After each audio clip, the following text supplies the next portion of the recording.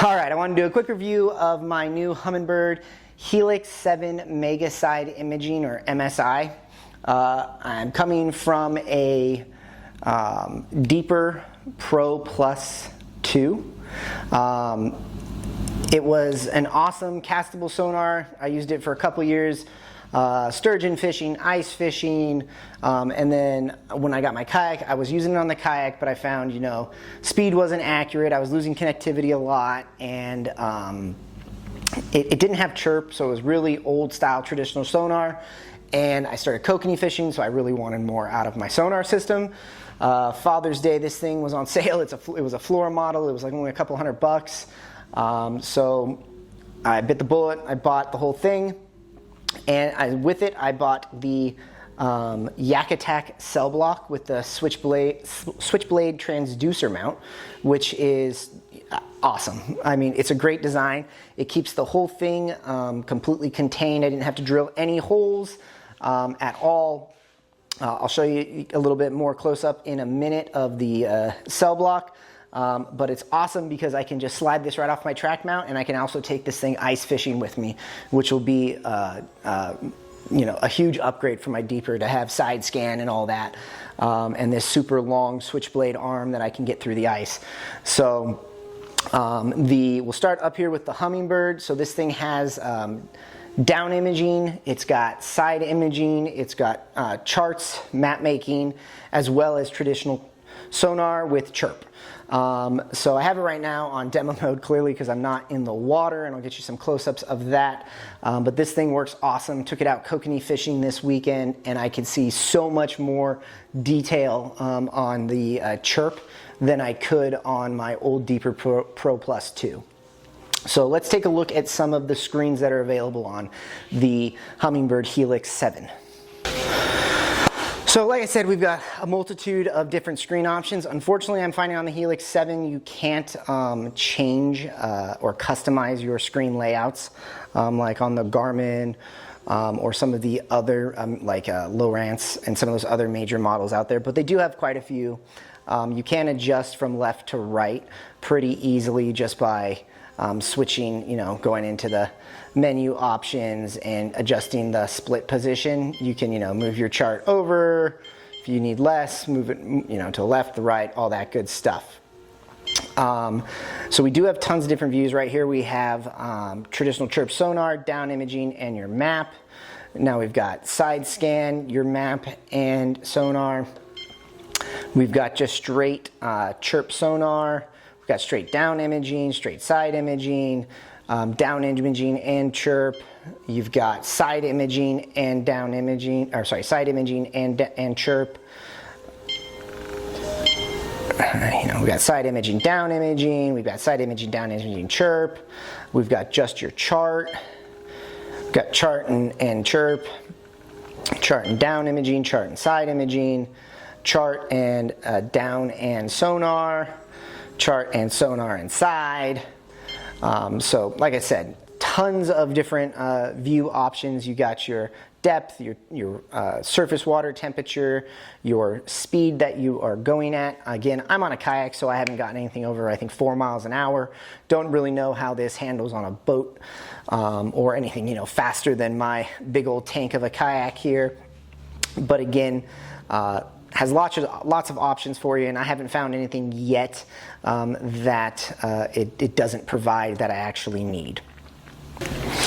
Now for a little bit about the switchblade. So switchblade and cell block. You can get the cell block by itself. You can get the switchblade by itself. I've also got the Yak Attack, I guess, screen mount. You have to get the little plate that comes, that attaches to Humminbird. I believe they actually sell one that directly goes to the Lowrance, but you have to get a plate attached to your arm here for anything Humminbird related. But altogether, this is like a great little package. For some reason, sonar manufacturers don't give you the option. They basically give you like 20 feet of cord.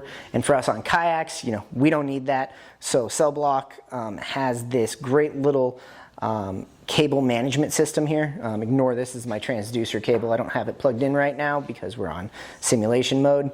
But it's got this Great cable management system, and then my power cable is actually inside here, coiled up a bit. I have the Aquaview, or I think it's called Aquaview, the Yak Attack battery. It's the 10 amp hour battery. I ran this thing for probably 7 hours total without charging it, and I still had half, and I probably had about a third of the battery left. But this door over here slides right off, and you can access the inside for your battery charging. And I actually coil up the cables and store them inside when I don't have the screen attached. And when I'm storing this thing, this transducer mount, you can actually shorten it up if you don't need it that long just by unbolting these 2 screws here. It's very easy to do. You know, I left mine on because I plan on using it for ice fishing, and really I would be really close to the bottom of my boat, so I didn't want my boat to interfere with this transducer. So I left that extra extension on, so it is a little bit long. It could be a little bit shorter for this boat specifically, but basically me being lazy, I didn't want to take this off and have to rerun and retighten the cables and then undo it all when winter comes around and it's time to take this thing ice fishing. I want as much length on the transducer as I could get so I can really make it all the way through some thick ice.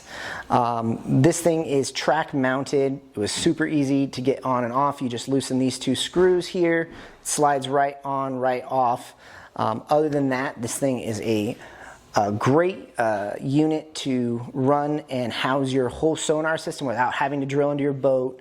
It does take up track space, which is kind of a bummer, but for me, having the portability and being able to not have to drill a bunch of holes in my boat was completely worth it to me. And you know, I don't always take my sonar with me, like when I'm running the Boise River or shallower stuff. I don't really need the sonar, especially on the Boise. It's so narrow. You know, we know where just by reading the water, I know where the trout are going to be. So sonar wouldn't be a huge benefit for me there, and it'd really just kind of be in the way. So it's great that I can just take the whole system off and get rid of that weight as a whole and not have loose wires coming out of the side of my boat, you know, kind of in the way and, you know, risk water damage and all that fun stuff. So I think this thing usually retails for about $100. I think it's $120 for the combo kit with the switchblade and the cell block. It's, you know, I actually got it on sale during Father's Day. I think the whole thing was less than $50, which was a crazy screaming deal. So I snagged that up right away. But for the price and for the ability to have the mobility and the storage and being able to take everything on and off and have it one unit, I don't think there's anything else out on the market that does that. So if you have any questions on the cell block or the switchblade, go ahead and leave them down in the comments. Make sure you like and subscribe. It really helps me out. It helps me keep making videos, and you know, it feeds that YouTube algorithm. So like I said, if you have any questions, leave them down in the comments. I will answer them to the best of my ability, and thanks for watching.